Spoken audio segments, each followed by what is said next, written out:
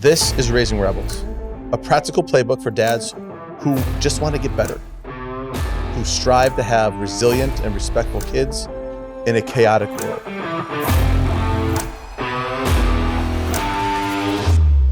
I'm Joel, and I'm here with... I'm Tech. Tech. Remember when we were kids, and one of the biggest worries that we had was making sure we got home before the streetlights turned on, drinking out of a water hose. We would get locked out of our homes, right? That's right. My mom would say, you're not allowed to be inside for the next 3 hours. I'm That's right. cleaning. That's right. And the doors were locked. You couldn't get in. Yeah. And we didn't really go by streetlights. My dad would come out, and we just had to be within whistle range. Mm-hmm. You know, my dad would... Yep. You'd whistle a handful of times, and we just had to stay within whistle range while we were outside. And they didn't have hardly any idea of where we were exactly, just knew that we were in whistle range. That's right. It's different now. Yeah, it is. But, you know, same thing. Like, that's how we grew up. It was more robust. It was more hardy. And we could go out and we could do things. We could explore. There wasn't the connection that there is today with always knowing where you are and everything like that. There was a freedom there. There was something very special, but it did have its boundaries. Lots has changed in the years. And one of the things that's really changed has been the boundaries. Yeah. Well, and the other thing too is, 7 out of 10 kids visit YouTube daily. Mm-hmm. And 15% of those kids visit it constantly. Yeah. It's a world that never turns off. Yeah. And I think that it's important that as parents, we find ways to, in my opinion, we got to try to return to some simpler times. Out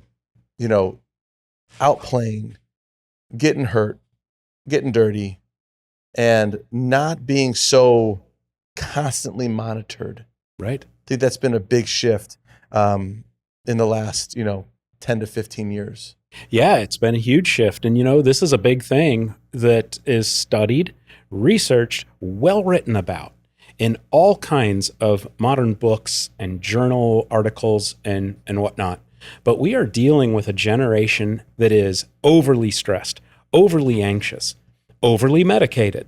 And there's so many things about that what we have to do is not lose the sight that this is a hard generation. The times are hard for this generation.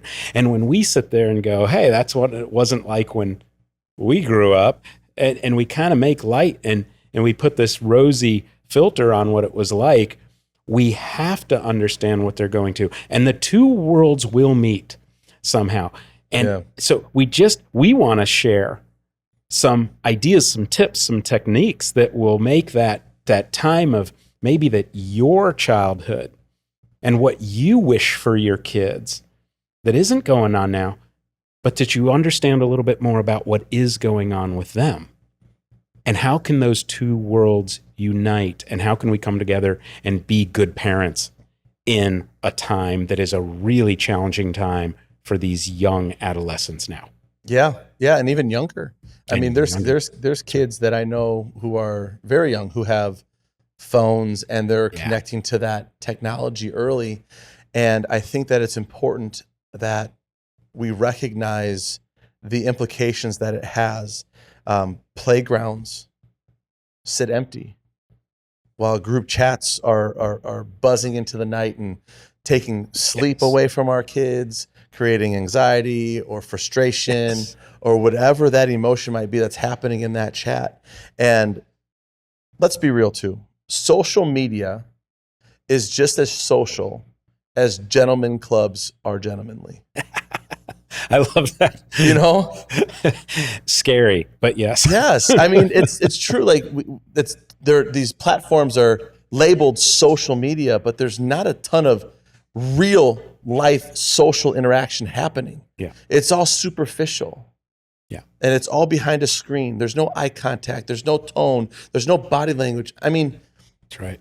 body language alone accounts for, I want to say something around like 60% or more of our communication. I think it's body language, facial expressions, and then words. Impact in that order with communication. Well, with these social platforms, two of the main ways that we communicate are taken away. That's right. And so it's not social. They're connected, but there's no human connection. It's all virtual connections. And there's a difference. And I think a big difference. that the numbers are showing that. The depression, the anxiety are rising. Yeah. And you also mentioned the resilience side of the house too. We've mentioned this before. You said our playgrounds are sitting vacant, right? I love the memes that are out there that show a merry-go-round or the old metal slide that was just like reflecting the sun, and your retinas were burned out, and then it would burn every, layer of skin that you had on your bottom as you go down the slide. Those things crack me up because we lived that. We experienced it. And it's very sad that they've removed those things from playgrounds. Yes, agreed. To protect the kids. There's a park in my wife's hometown that still has that. And I was so excited that my kids got to experience that, where you just basically spin that thing as fast as you can and you hold on for dear life, and there's bodies being flung everywhere, and there's kids rolling on the ground. Right. And they get up, and sometimes they cry, but that's part of it. But yeah, no, those old slides, just the metal burn that you get down your legs. Yeah. Nothing like it. Exactly. But we've taken that out, right? The cost is that our kids are more connected than ever, but they feel more alone. That's right. And I think that part of it is we've gone from free range parenting style to a fear-based parenting mindset. Yes. And we went from riding bikes until dark to putting Apple tags on our kids and tracking their every movement. That's right. And a lot of that comes from the whole Generation X. So I'm a part of this. Why? This was called the milk-carton generation. And so we would sit and we would look at, while we're eating cereal, we would look at the milk carton that has the picture of a missing boy or girl, our age. Yeah. This is where researchers actually say some of the start of parents pulling and withdrawing started to happen, and especially when we became parents.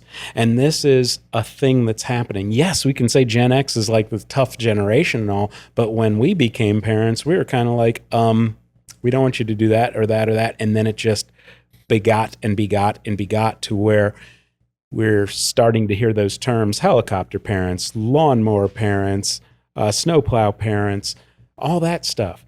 And I think that that's a really important thing to understand. What's going on is that has been a shift, and that it has come with worry. Is there truly the worry, though? Is there risk? Sure, there's risk.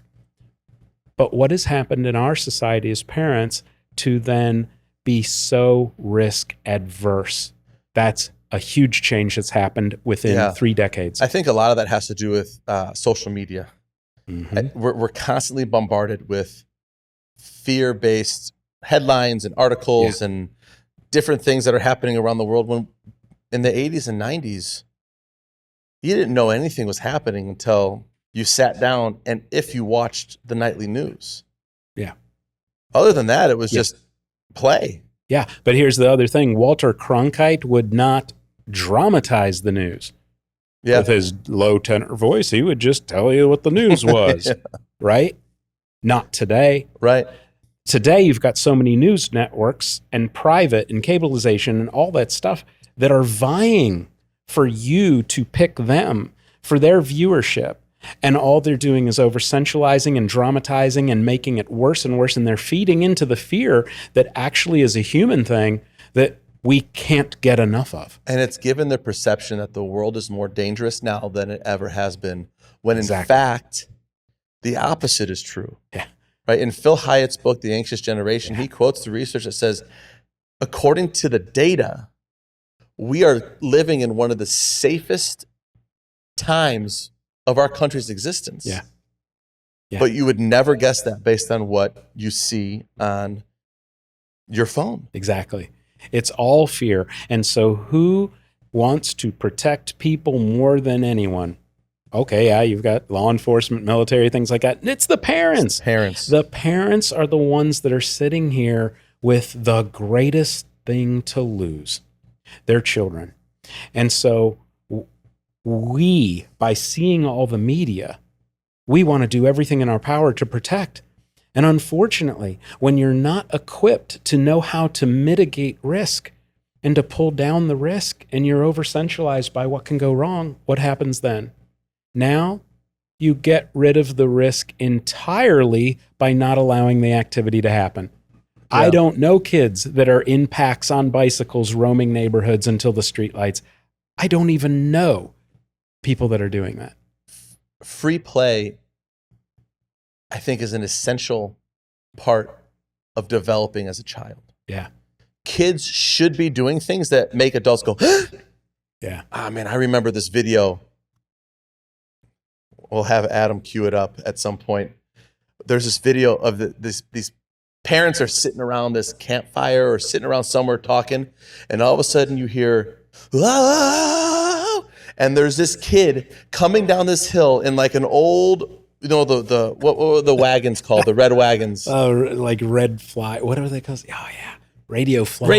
Yeah. One of those red wagons just coming down at 1,000,000 miles an hour, and then just tips it and wipes out and barrel rolls and gets up, and he's like, yeah.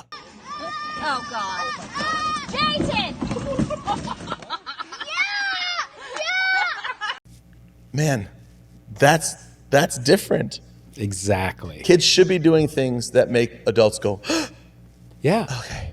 Yeah. And it shows, right? After Babel has an article that talks about play deprivation is leading to the anxiety and depression and the mental health crisis of kids. Yes. It's not the sole thing. Yes. But it plays a pretty big part. Yes. The shift from play-based childhoods to adult-structured childhoods, it correlates with poor resilience. Yes. Lack of problem solving.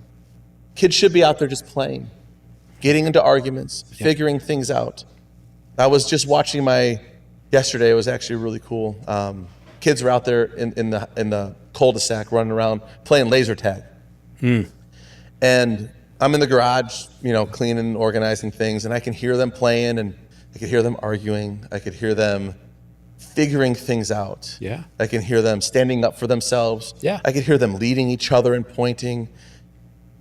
They need that. On the playground, you really get a chance to kind of see where you fit. Mm-hmm. Kind of to get to develop some leadership skills that That's right. you can't develop if an adult is telling you what to do. That's right. Mel Robbins just came out with a book called Let Them. I haven't read it. Okay, I haven't read it, but it's on my list. But it really connects to what we're talking about in the fact that sometimes you just let them. Let them go play. Let them get into a little bit of trouble. It's like the Sandlot. I love it. Right? In the Sandlot, when he's going to go and the mom's like, he's building this kinetic thing in his room. The mom's like, go out with people. Yeah. Scrape your knees. Get into trouble, for crying out loud. Yeah. She's like, not too much, but some.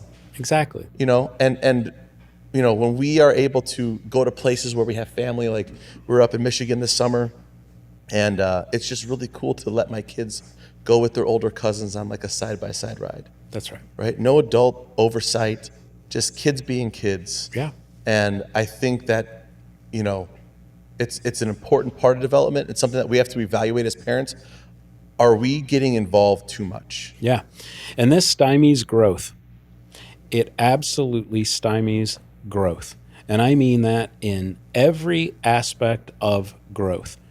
There's a famous moth that has to struggle to get out of the cocoon, and if you come along and you see the struggle and you clip away the cocoon, the moth will die because it never got to strengthen its wings as part of the struggle to get out of the cocoon.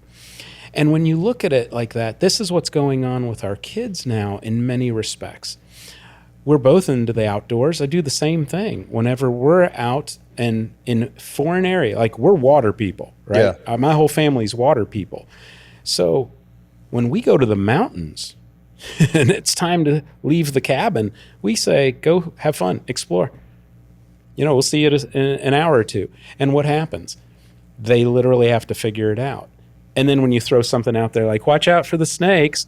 Now, our kids who were not grown up by snakes, now they're sitting there. But you know what? They're not coddled and sitting back in their cabin and in their bed. They're exploring. Yeah, scrolling and then on some app. They're looking out for snakes. They're literally getting over their fear by experience. That is missed when we do too much dictating in life. I think that comes to building grit. Over fragility, right? Like the ability to develop toughness doesn't come from being coddled. It's like what we said in our last episode about the houseplant. Yeah. Right? You got to get out there. You've got to grow. You've got to weather some storms. Right. You got to fall down, and you got to figure it out. That's right. But too often we try to figure it out for them. That's right. Right? And I'm not. My hands are not clean of that. Right? I've had tendencies where I've reflected back and been like, I probably shouldn't have stepped in. I probably should have just let him figure it out or let her figure it out. But it's also something that me and my wife find good balance in. Yeah. Right? Where sometimes hey, leave him be. Yeah. And sometimes she'll be like, come on, let him do it. Yeah. And so it's a good balance. But they've got to just figure things out. Yeah. And when we do it all for them, it, like you said, it stifles that growth. Yeah. I love the free range. Think about this concept. Free range childhood, free range. What do we know about free range now? So many of us eat healthy, that kind of thing. Maybe you go to the natural side of the house. Maybe you're doing whatever, Whole Foods or whatnot. Most people know the difference between free range chickens and not. Yeah. Cage-free chicken, eggs, this, that, and the other thing. What are we talking about here? We're processing that free range is actually healthier. Why? Because it's better for the animal to get out, to be mobile, to do more, to eat wild things, to eat a bug or two. And here's that. Think of the concept. Now, if we use that with our kids, that's what we want in kids. We want them to explore. We want them to grow. We want them to be healthy, not caged, not giving antibiotics all day long, and fattening them up and doing nothing. I love the term free range. Yeah. It really resonates with me and what that means on the health food side of the house. Yeah. And then, it also connects to that delayed gratification, right? Because you can't, with the free range, right? It takes them longer for that process to happen. Same thing with our kids. Big difference between the 80s and 90s and where we're at now in 2025 is, that delayed gratification versus the instant gratification. Like when I was a kid, you had to wait a whole week to watch the next episode of your show, and then you had to be home on that night. Yes. If there was something else going on, you missed it, and you couldn't get it back. Yes. There's no DVRs. There was no instant, streaming or go back to last episode. I remember. You were ecstatic when you were able to time it right on the VCR to record while you were gone. That's right. So that's just one example. Yeah. And I think that's something that we need to be aware of as parents is that delayed gratification is an important skill. There's a study. They brought kids in, put M&Ms in front of them. Yeah. And said, if you don't eat these, I got to step out for a second, but if you don't eat these, I'll give you more. More, yeah. And the proctor would leave, and the camera would just watch the kids, and the kids are like staring. But what they found in those studies is that the kids who could delay We're more successful in Yes. follow-up studies. Exactly. We're able to, had higher IQ. I mean, there's just a plethora. Higher scores. That's right. Yeah, higher test Yep. scores. There is so many benefits to the delayed gratification part of it. And even in our world, right, as adults or guys that are dating, like, right, you don't even have to go to a bar anymore to meet somebody face to face. You just swipe left or swipe right if you want to try to date. Right. It's instant. There's no process to it. Yeah. It's instant gratification. Amazon. Yeah. Congratulations, Exactly. Bezos. You won capitalism. What a fantastic product. I can get on my phone and I can just hit buy now. I think the buy now button was one of the worst things that they ever invented for me anyways, because then you didn't have to go through the process of going to your cart and be like, do I really need that? No, I don't. It's just, you just can buy it now and That's right. streamline everything for you. And it's at your door in 6 hours sometimes, which That's is right. creepy, but awesome at the same time. That's right. So teaching our kids that delayed gratification, I think, is such an important thing. So really evaluate. Take a self-assessment about, do I allow my kid too much instant gratification? Right. Where are some areas in their lives where I can work at delaying the gratification because the rewards are fantastic? Absolutely. A couple more, because I really like this 80s and 90s comparison. Church as an anchor. Church as an anchor is something that my wife and I are not perfect at, but we're pretty close. Yeah. We make it a habit every Sunday to go to church. We worship together. Yeah. We get in the Word together. We don't do sports on Sundays. Mm-hmm. Now, I'm not saying down the road that there won't be a time or place where we won't do sports on Sundays. Mm-hmm. But I can promise you that we have made a commitment to each other that sports will never take the place of church. Yep. So if you're playing on a team that's playing on a Sunday morning, your coach has to understand you're going to miss that game. Yeah. Because in my opinion, my kid's eternity is more important than the game. And when you start prioritizing sports over church, and I know this is going to ruffle some feathers and some people are going to disagree with me, but that's okay. We don't have to agree. That's right. But I think that when you start skewing those priorities, you're playing a dangerous game. Mm-hmm.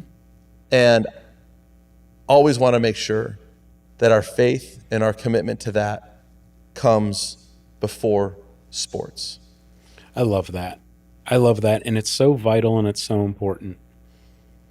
If you grow up in the household that goes to church, there is this connection that you have that will always be a reminder of that.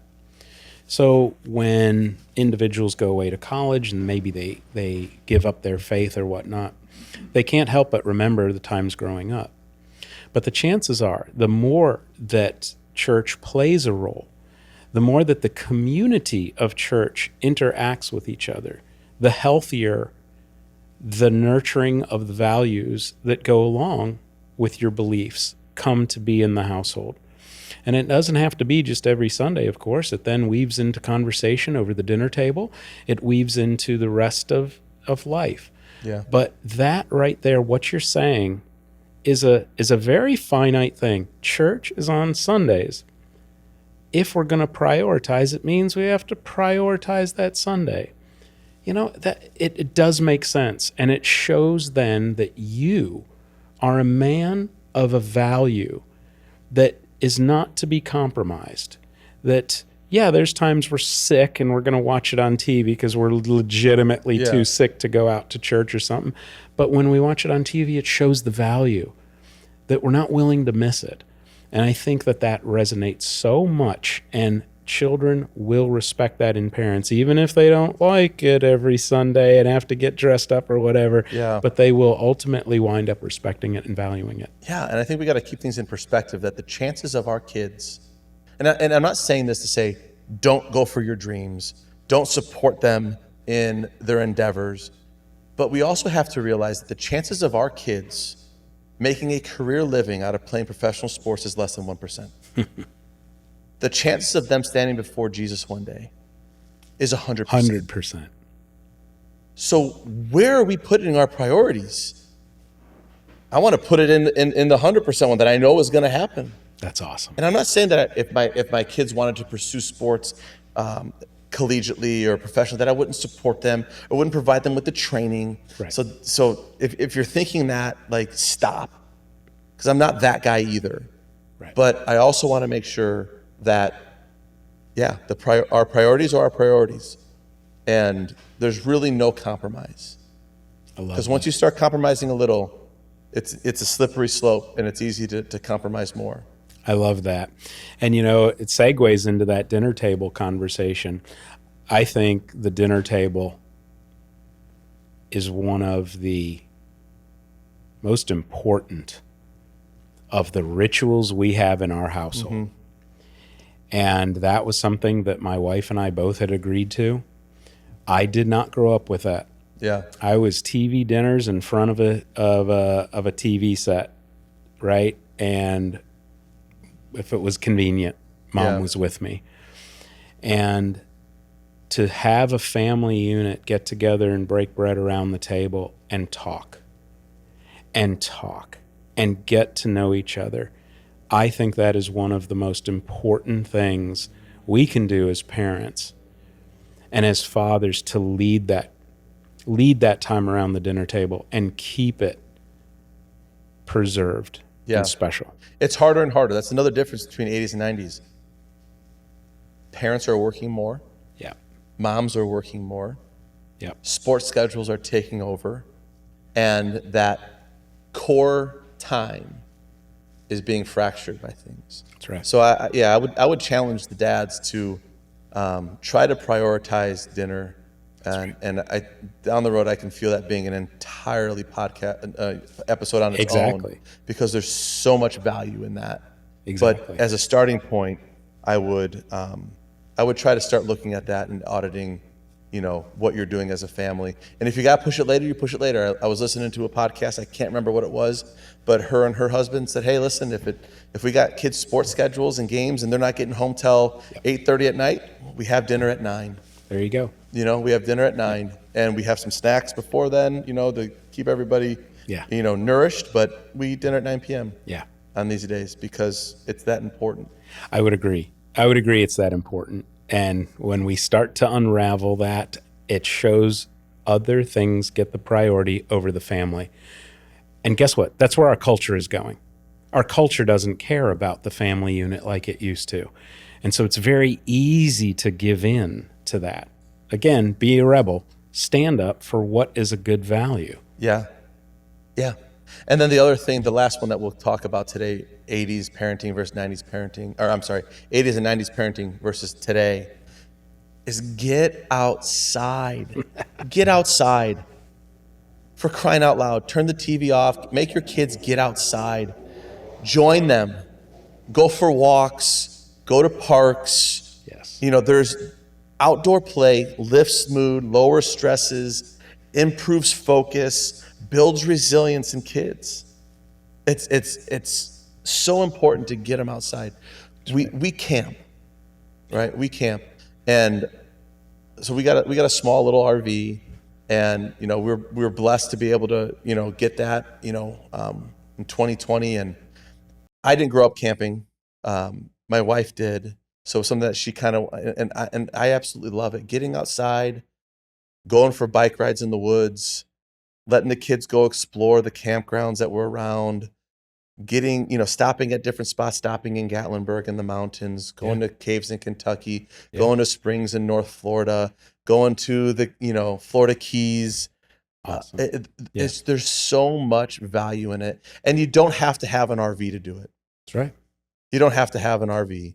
If you want to do camping and you can't afford an RV, get a tent and some fans and pick the right time of year to do it. You don't have to do it all year round. Mm-hmm. Or just get in your car and go to a park. Spend a day outside. Spend a day on walking. Play some catch. Kick a ball. That's right. But just get outside. There's so many benefits to getting outside, and our kids are not doing it nearly enough. They're connected to their phones. They're scrolling. They're texting. They're gaming. There's so much more to pull them to that screen than there was back in the 80s and 90s. That's right.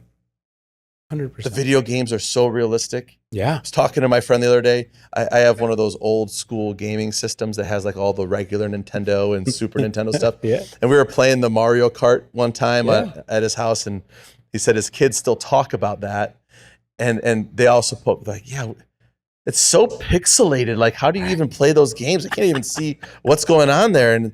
And so like the games are being more realistic. They're sucking kids in, especially our boys. Yeah. Especially our boys. Yeah. They are. We just got to be a little bit more aware and a little bit more intentional. Get outside. 100%. You know, and I can't agree with that more. You know, I'm a recreation major. Literally got my degree in commercial recreation. And it has been my career. So being outside recreating has numerous health benefits that you just outlined. It's good for the soul, the mind, body. You've got vitamins that are literally happening. You've got endorphins that are taking place. All these great things that come. You've got physical adaptations that come with getting off of flat and carpeted floors where all of a sudden your body has to adjust for a rock here, a stream there, a little step here. Literally what it's doing in the chain to light up your nervous system. This is all super beneficial. Yeah. Super beneficial. And we kind of downplay it in society now. It's really, we're just gravitating more towards the indoors and all of these things that we're talking about in the social side of the house.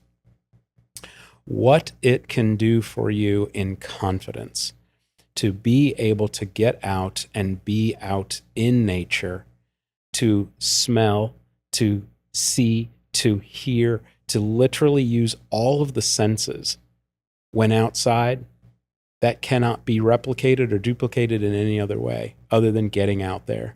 You know what? You get caught in a rainstorm, fine. Get caught in a rainstorm, your clothes will dry, you'll be fine. Yeah. You see, we're making to-dos of things that are uncomfortable or whatnot. And sometimes that's where the joy is. The hard things, the more uncomfort or whatnot, it might not always be great. Yes, there might be bugs involved, but you're gonna come out the other end and you're gonna be solid. You're gonna have life experiences and you're gonna have memories that will stick with you the rest of your life, both for you and your children. They will never forget these type of intense experiences that can come from outdoor recreation. Yeah.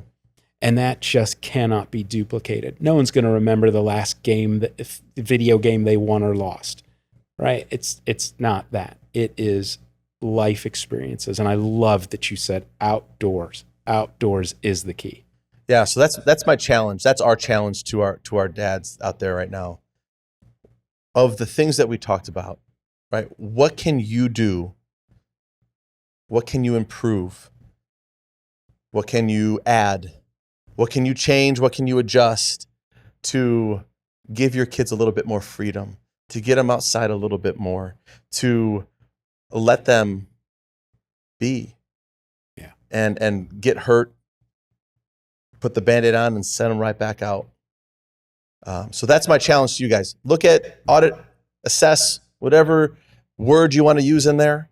Look at what you can do to improve or adjust or add.